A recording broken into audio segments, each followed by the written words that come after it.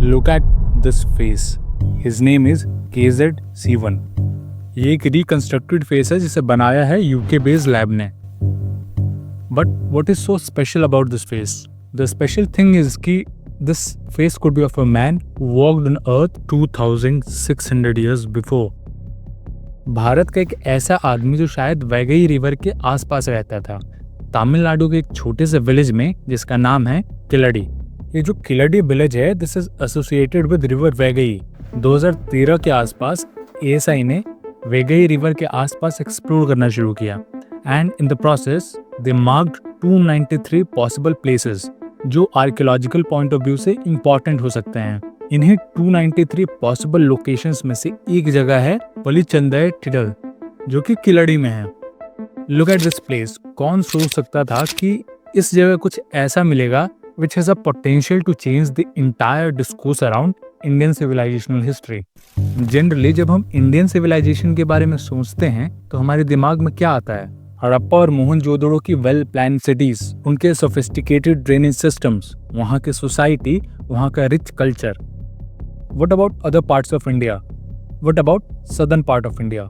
हमारी हिस्ट्री एक ऐसे पजल की तरह है जिसके बहुत सारे पीसेस या तो मिसिंग हैं या रॉन्गली प्लेस्ड हैं, और इसी बीच इस बड़े पजल बोर्ड को एक इम्पॉर्टेंट पीस मिल गया, किलड़ी. अब सवाल ये है कि जो किलड़ी की डिस्कवरी है उसको किस पर्सपेक्टिव से देखें? उसको एक सेक्युलर सिविलाइजेशन की तरह देखें या एक तमिल सिविलाइजेशन की तरह? उसको इंडियन सिविलाइजेशन का एक एक्सटेंशन माने या एक अलग साउथ इंडियन सिविलाइजेशन के एपिसेंटर की तरह ट्रीट करें? The answers to all these questions lie at the Keeladi archaeological site.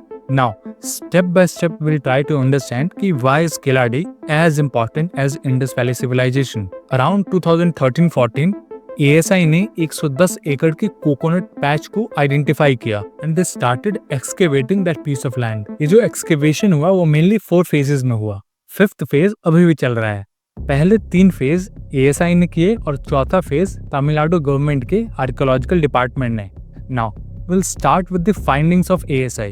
Excavation में ASI को क्या मिला? In phase 1 ASI opened 43 quadrants and in phase 2 they opened 59 quadrants.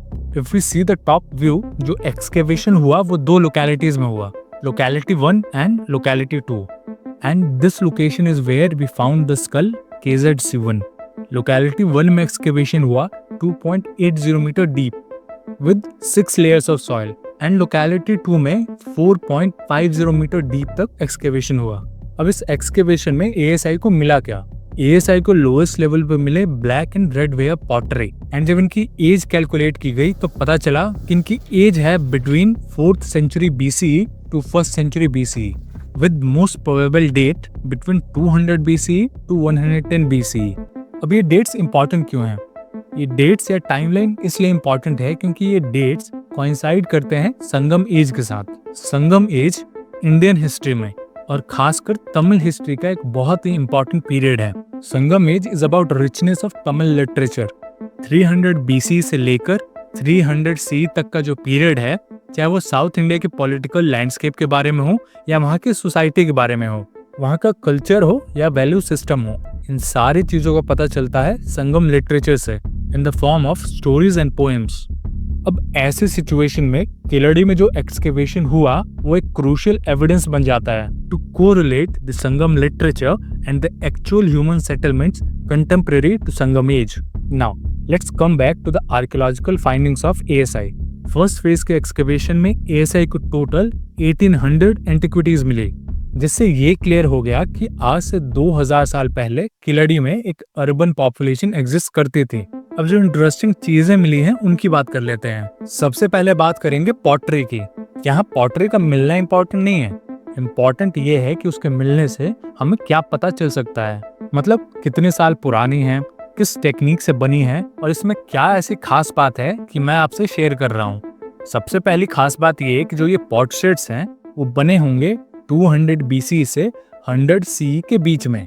दूसरी बात ये कि जो भी ये पॉटशेट्स मिले हैं उन पे या तो कुछ सिंबल्स कार्व्ड हैं या तमिली ब्राह्मी स्क्रिप्ट में कुछ लिखा मिला है. इमेजिन करिए कि किसी घड़े पे हमें कोई सिंबल मिले, जैसे फिश, बोट, स्वास्तिका, सन या एरो.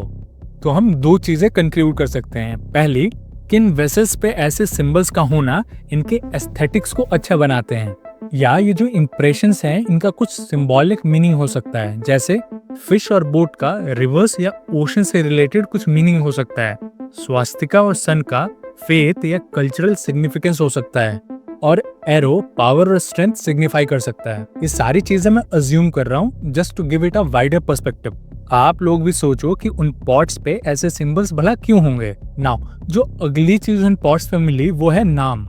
एक नाम नहीं, अलग अलग नाम, जैसे तीसन, उत्तीरन, आधन, इयनन, सुराम, कुवीरन। और जब मैंने इन सभी नामों का मीनिंग सर्च किया तो इंटरनेट ने मुझे कुछ ये दिया। Uthiran, believe to be the Tamil form of Sanskrit name Uttara, means north और सुपीरियर। तीसन, ये नाम डिराइव्ड हुआ है तमिल वर्ड तिसाई से, विच मीन्स डायरेक्शन। कुवीरन अटन, ये कंपोजिट नाम है कुवीरन प्लस आधन का, एंड जो कुवीरन वर्ड है वो है तमिल फॉर्म ऑफ कुबेर, जिन्हें हम गॉड ऑफ वेल्थ भी बोलते हैं। और आधन एक कॉमन रूट नेम है जिसे उस टाइम पे बहुत से लोग यूज करते थे, जैसे चेरा किंग्स अपने नाम के आगे आधन लगाते थे। आप इन चेरा किंग्स के नाम के आगे इस रूट वर्ड को देख सकते हो। अब हमें ये सोचना है कि उस टाइम पे ऐसी क्या सिचुएशन रही होगी कि पॉट्स के आइडेंटिफिकेशन के लिए लोग उस पे अपना नाम लिखते थे। कुछ भी रीजन हो सकता है, लाइक लोग आज भी अपने बर्तनों पे कुछ डिजाइन मार्क कर देते हैं ताकि वो किसी और के बर्तन से एक्सचेंज ना हो जाए। क्या पता उस टाइम पे भी यही रीजन रहा हो, या भले ही उन घड़ों की वैल्यू ना हो लेकिन घड़ों में कुछ ऐसी चीज रखी जाती हो जो प्रेशियस हो, और इसलिए इन सभी पोर्ट्रेट्स पे हमें नाम लिखे मिले ताकि वो इजीली आइडेंटिफाई हो सकें कि किसके हैं। अब अगली चीज ये है कि हमें किलड़ी में सिर्फ इंडिजिनस पॉटरी के सैंपल्स नहीं मिले, वहां हमें रोमन पॉट्स भी मिले हैं जो इंडिकेट करते हैं इंडिया और रोम के ट्रेड लिंक्स को। अलग अलग डिजाइन और वैरायटी के पॉट्स ये दिखाते हैं कि जो इनको बनाने की टेक्निक थी वो काफी इवॉल्व थी। जैसे ये देखिए, ब्लैक एंड रेड कलर का घड़ा, इसका आधा पोर्शन ब्लैक है और आधा रेड। ये कैसे बनाया होगा? इस पर्टिकुलर डिजाइन को बनाने के लिए जो भट्टी का टेम्परेचर है वो लगभग 1100 डिग्री सेल्सियस तक होना चाहिए। उसके बाद ब्लैक कलर के लिए कोई ऐसी चीज यूज करनी पड़ती है जो कार्बन रिच मटेरियल हो, और रेड कलर के लिए ऐसा मटेरियल जो हेमेटाइट रिच हो। आज से लगभग 2300 साल पहले भी लोगों को टेम्परेचर रेगुलेशन की समझ थी। ऐसे डिजाइन्स कैसे बनाने हैं, किस मटेरियल का यूज करना है, इसकी भी समझ थी। Now look at this structure, brick wall, rectangular chambers, floors जिसपे ब्रिक वर्क है। ये स्ट्रक्चर देखिए, ये कोई रैंडमली अरेंज घड़े नहीं है, ये स्ट्रैटेजिकली रखे गए हैं ताकि लोग साफ पानी पी सकें। ग्राउंड वाटर टेबल से सक्सेसिव फिल्ट्रेशन से गुजरने के बाद आज के भारत में ऐसे एफिशिएंट सिस्टम नहीं है, लेकिन आज से 2000 साल पहले थे। इन स्ट्रक्चर्स को देखिए, एक प्रॉपर ड्रेनेज सिस्टम, टैंक्स हैं, प्रॉपर इनलेट और आउटलेट है जैसे एक ड्रेनेज सिस्टम में होना चाहिए। और ये देखिए टेराकोटा की पाइप्स, दिस प्रूव्स कि जो किलड़ी के लोग थे जो कि तमिल बोलते थे वो अवेयर थे डिजाइन एंड प्लानिंग के बारे में। ओके, तो अब मैं आपसे क्वेश्चन पूछता हूँ, इस डिस्कवरी से इंडियन हिस्ट्री में क्या फर्क पड़ जाता है? उसमें ऐसा क्या बदल जाता है कि लोग इसके बारे में इतना डिस्कशन और डिबेट कर रहे हैं? We will discuss it point by point. पहला पॉइंट, आप लोगों ने शायद सेकेंड फेज ऑफ अर्बनाइजेशन के बारे में सुना होगा। अगर नहीं सुना है तो मैं बता देता हूँ। जो हिस्टोरियंस या आर्कियोलॉजी से जुड़े स्कॉलर्स हैं उनका ये मानना है कि इंडस वैली सिविलाइजेशन जब धीरे धीरे डिक्लाइन हो रही थी तो लोग वहाँ से शिफ्ट होना शुरू हुए, और लगभग 1000 साल बाद फिर से गैंगेटिक प्लेन में अर्बनाइजेशन शुरू हुई। अब जो दोबारा अर्बनाइजेशन शुरू हुई उसके कैरेक्टरिस्टिक्स क्या थे? Massive brick structure, sophisticated drainage system, literate society, organised industries जैसे टेक्सटाइल या pottery industry, agricultural economy, extensive trade and commerce. ये सारे फीचर्स थे सेकेंड फेज ऑफ अर्बनाइजेशन के। एंड किलड़ी के इस डिस्कवरी से पहले ऐसा माना जाता था कि जो ये अर्बनाइजेशन हुई वो भारत के नदन पार्ट तक लिमिटेड थी, बट किलड़ी के डिस्कवरी के बाद ये एस्टैब्लिश हो गया कि जो सेकेंड फेज ऑफ अर्बनाइजेशन हुआ भारत के और भी हिस्सों में हुआ, जिसका एक एविडेंस है किलड़ी। जस्ट इमेजिन कि आज से लगभग 2000 साल पहले पूरे भारत में अर्बन एपिसेंटर्स थे। ये कोई छोटी बात नहीं है, अफगानिस्तान से लेकर तमिलनाडु तक इतने बड़े जियोग्राफिकल लैंडस्केप पर कई अर्बन सेटलमेंट्स का होना, इट साउंड्स अनरियल। बट किलड़ी जैसे और 2-3 सेटलमेंट्स मिल गए तो this will turn into reality. Now अभी तक जो एक्सकेवेशन हुआ है उसमें 3 बड़ी चीजें निकल के आई। पहली चीज, संगम एज का टाइमलाइन चेंज हो गया। जब तमिलनाडु के स्टेट आर्कियोलॉजिकल डिपार्टमेंट ने 4th फेज की एक्सकेवेशंस की तो उन्हें ऐसे पॉटस्टेट्स मिले जो 600 BCE तक पुराने थे और उन पे तमिली ब्राह्मी स्क्रिप्ट में नाम लिखे मिले। मतलब जो संगम एज माना जाता था 300 BCE से 300 CE तक, एंड जो मेनली बेस्ड था तमिल लैंग्वेज के ओरिजिन पे, अब उसकी टाइमलाइन 600 BCE से 300 CE तक हो गई। मतलब 300 साल और बढ़ गई। दूसरी चीज ये कि खिलड़ी की डिस्कवरी से ये कंफर्म हो गया कि जो सेकेंड फेज ऑफ अर्बनाइजेशन हुआ था वो सिर्फ नॉर्थ इंडिया तक लिमिटेड नहीं था। अब तीसरी चीज पे आते हैं, ये इंडस स्क्रिप्ट या इंडस सिंबल्स खिलड़ी में क्या कर रहे हैं?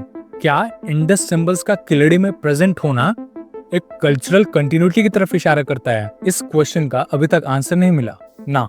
अब बात करते हैं इस डिस्कवरी के कुछ ड्रॉबैक्स की। ASI और तमिलनाडु गवर्नमेंट की जो रिपोर्ट आई किलेडी की फाइंडिंग्स के बारे में, वो बहुत बेसिक रिपोर्ट है और ऐसा लगता है कि उस रिपोर्ट को जल्दबाजी में बनाया है। जो ASI की 892 पेजेस की रिपोर्ट है वो पब्लिक डोमेन में अवेलेबल नहीं है, और जो तमिलनाडु गवर्नमेंट की रिपोर्ट है किलेडी के बारे में वो सिर्फ 72 पेजेस की है। इतने बड़े डिस्कवरी पे ASI रिपोर्ट ही पब्लिश नहीं कर रही, और दूसरी तरफ तमिलनाडु गवर्नमेंट ने रिपोर्ट पब्लिश की तो सिर्फ 72 पेजेस की। फॉर एग्जाम्पल इस साइट को देखिए, ये देखने में कैसा लग रहा है? कोई घर है या किसी तरह का इंडस्ट्री है? अभी तक जो रिपोर्ट पब्लिश किया है तमिलनाडु गवर्नमेंट ने, उसमें अजम्पशन ज्यादा लग रहे हैं और रियलिटी कम। लाइक एग्जाम्पल के लिए मैंने एक कीवर्ड टाइप किया हाउस। अब इस पूरे रिपोर्ट में 2 ही कीवर्ड्स मैच हुए हाउस से, जिसमें से एक है पब्लिशिंग हाउस का एड्रेस और दूसरा है ये अजम्पशन कि लोग बिग हाउसेज में रहते थे। लेकिन इस क्लेम को सपोर्ट करने के लिए कोई एविडेंस कोट ही नहीं किया। जैसे इंडस वैली सिविलाइजेशन के केस में हमें एक प्रॉपर वेल डिफाइंड लेआउट बना दिखता है हाउसेस का, रूम्स का, बट किलेडी के केस में ऐसे एविडेंस अभी तक कोट ही नहीं किए गए। दूसरा कीवर्ड सर्च किया बाथरूम या टॉयलेट। इतनी एडवांस सोसाइटी जिसमें एक सोफिस्टिकेटेड ड्रेनेज सिस्टम है, उस सोसाइटी के सैनिटेशन सिस्टम के बारे में कोई अता पता ही नहीं है। इस रिपोर्ट में एक और क्लेम है कि Keeladi was devoid of caste system. अब इसको सपोर्ट करने के लिए क्या एविडेंस दिए, क्या एक्सप्लेनेशन दिया, क्या प्रूफ है, इसको कोट नहीं किया, बस ये लाइन लिख दी गई है। अगली चीज रिपोर्ट में ये मेंशन है कि जो किलेडी की सोसाइटी है वो एक सेक्युलर सोसाइटी थी। क्यों? क्योंकि वहाँ रिलीजियस सिंबल्स नहीं मिले। लेकिन जो ASI की रिपोर्ट है वहाँ एक जगह मेंशन है स्वास्तिका साइन।